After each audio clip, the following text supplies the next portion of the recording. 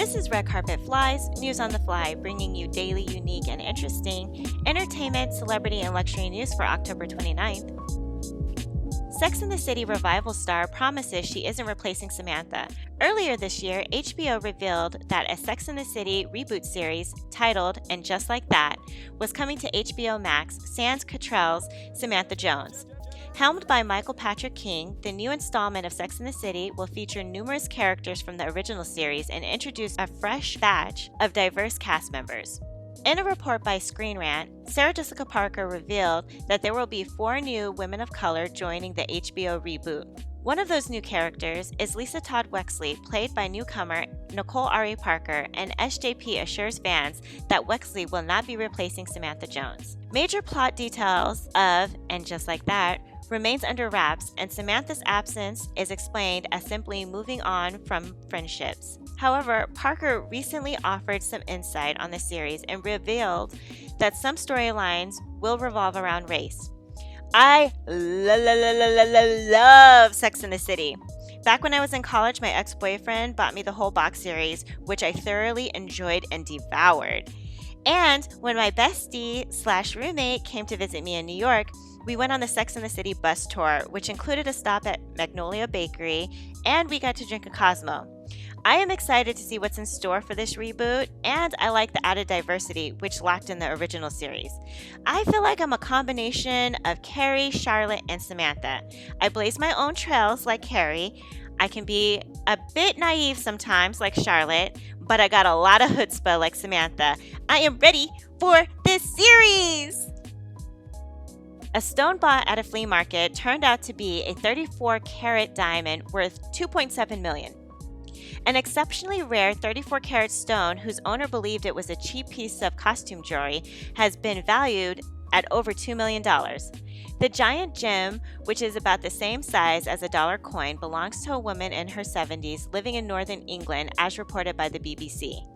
According to the Rob report, the owner said she doesn't remember where she bought the stone, but she believes she might have picked it up at a flea market. While cleaning her Northumberland home, the unwitting diamond collector nearly threw the 6-figure rarity in the trash before a neighbor suggested she take it to go get valued.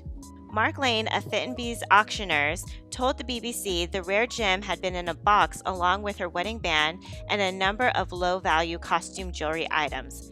Lane originally thought the stone was a cubic zirconia worth about $2,700. He even let it sit on his desk for a couple of days before he tested it.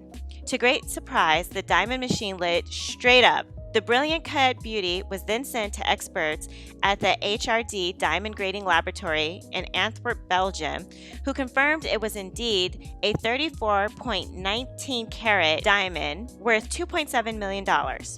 The diamond, aptly named the Secret Stone, will be auctioned on November 30th in a single-slot sale and is expected to fetch anywhere between $2.2 and $2.7 million, according to the auction house. See, it's stories like this that make shows like Antique Roadshow so popular. I have so many friends and family members who think they are sitting on hidden treasures and they want to go get their stuff to praise.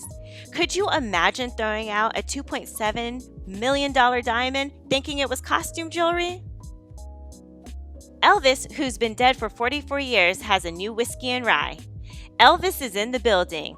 A partnership between Grain and Barrel Spirits and Elvis Presley Enterprises, the entity that manages the King's estate, have come together to create Tiger Man and the King Whiskeys. Tiger Man is a reference to one of Elvis's nicknames, and the King is called the King for obvious reasons.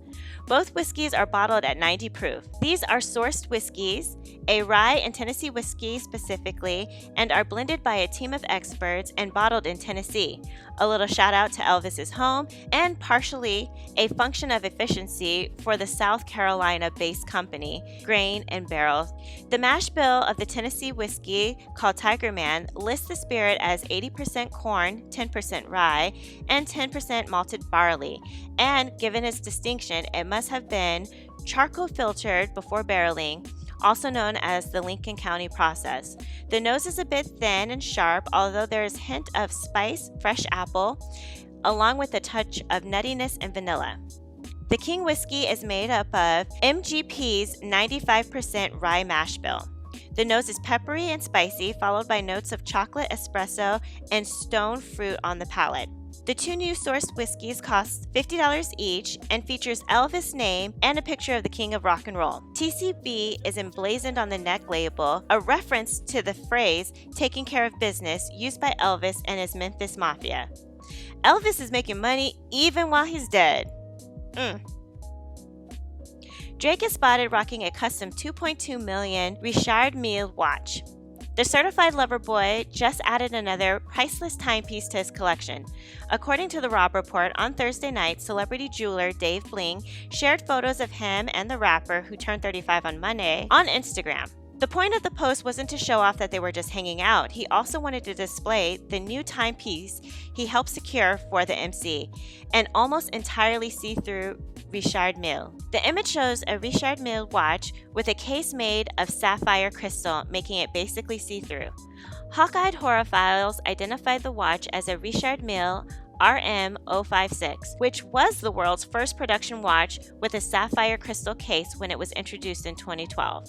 Drake's watch features a tachometer and a clear crown band done up in a rich midnight blue that matches the coat he's wearing in the Instagram photos. The Richard Mille RM056 cost about $1.65 million back in 2012 and is very exclusive. Only 5 were made and all of them were spoken for at the time of its release.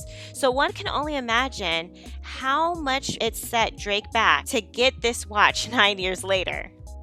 So I looked to see if fine watches or timepieces appreciate in value, and what I found in my research is that very exclusive watches, such as the Richard Mille, do tend to increase in their worth. I wonder who got Drake interested in collecting luxury watches, as this is not his only high-priced timepiece. Well, that's it for Red Carpet Fly's News on the Fly for October 29th. Please follow us on Instagram at Red Carpet Fly and follow our YouTube channel, Red Carpet Fly, and have a happy Halloween. And until Monday, always stay fly.